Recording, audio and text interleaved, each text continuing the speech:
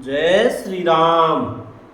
भगवान श्री रामचंद्र जी ने सुग्रीव को बुला लिया। बाली तो मारा गया, अब सुग्रीव को बुलाया और उन्हें भगवान ने राजनीति की शिक्षा दी। और क्या कहा? फिर प्रभु ने कहा, हे वानरपति सुग्रीव सुनो, मैं 14 वर्ष तक गांव बस्ती में नहीं जाऊंगा।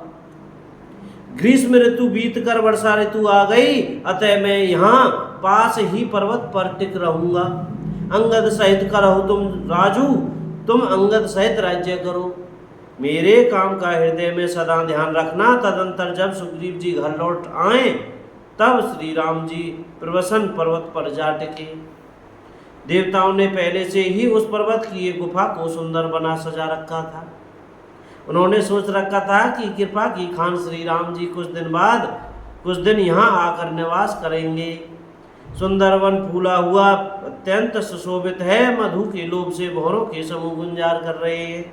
जब से प्रभु आए तब से वन में सुंदर कंद मूल फल और पत्तों की बहुतायत हो गई। मनोहर और अनुपम पर्वत को देखकर देवताओं के सम्राट श्री राम जी छोटे भाई सहित वहां रह गए। देवता सिद्ध और मुनि भौरों पक्षियों और पशुओं के शरीर धारण करके प्रभु की सेवा करने लगे। बोलो राजा रामचंद्र की जय हो।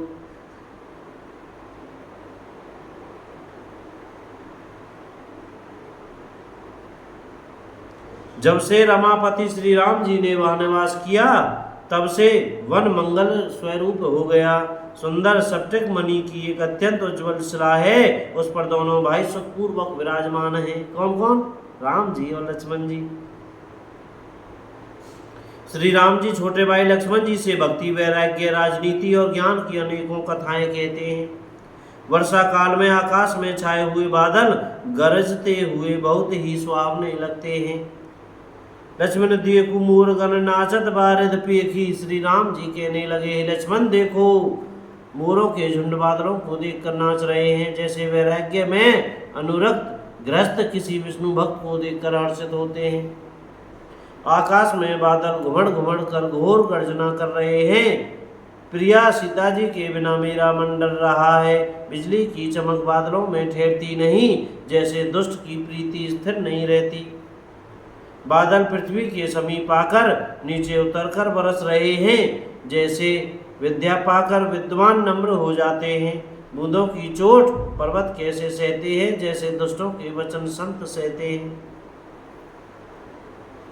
छोटी नदियां भरकर किनारों को तुड़ाती हुई चली, जैसे थोड़े धन से भी दुष्ट इतरा जाते हैं, मर्यादा का त्याग कर देते हैं। पृथ्वी पर पड़ते ही पानी गंदला हो गया है, जैसे शुद्ध जीव के माया लिपट गई हो। जल एकत्र होकर तालाबों में भर रहा है, जैसे सद्गुण एक एक सज्जन के पास चले आते हैं। नदी का जल समुद्र में जाकर वैसे ही स्थिर हो जाता है, जैसे जीव श्री हरि को पाकर अचल आवागमन से मुक्त हो जाता है।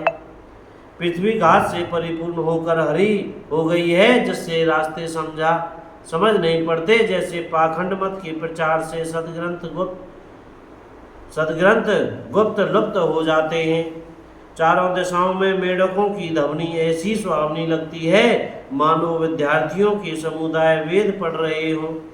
अनेकों वृक्षों में नए पत्ते आ गए हैं, जिससे वे ऐसे हरे भरे एवं सुशोभित हो गए हैं, जैसे साधक का मन विवेक ज्ञान प्राप्त होने पर हो जाता है। बोलो राजा रामचंद्र की जय हो।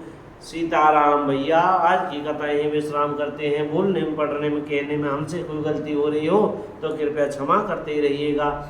और मुख से सीताराम सीताराम, राधे श्याम बोलते रहिएगा भैया। जय राम जी की।